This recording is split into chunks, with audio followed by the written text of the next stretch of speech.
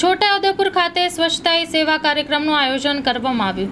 આજે સમગ્ર ગુજરાતમાં 2 ઓક્ટોબરથી 8 ઓક્ટોબર સુધી વન્ય પ્રાણી સપ્તાહની પણ ઉજવણી શરૂ કરવામાં આવી છે।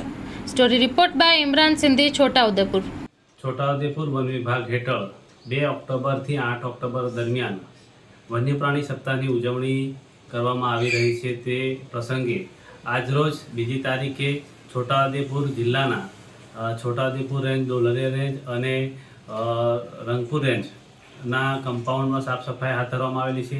તેમજ કોર્ટ બિલ્ડિંગના જે આજુબાજુ સાફ સફાઈ કરવામાં આવેલી છે। ફતેપુરા નર્સરી તેમજ જે સ્ટાફ ક્વાર્ટર આવેલા છે તેમાં સાફ સફાઈ કરવામાં આવેલી છે।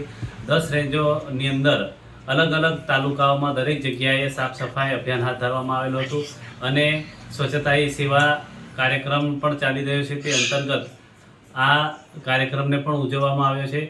સાથે સાથે આ વન્ય પ્રાણી સપ્તાહની ઉજવણી આખા વીક દરમિયાન અલગ અલગ શાળાઓમાં ચિત્ર સ્પર્ધા, નિબંધ સ્પર્ધા અને નેચર એજ્યુકેશન કેમ્પ અને શેરી જાગૃતિના કાર્યક્રમો કરવામાં આવનાર છે।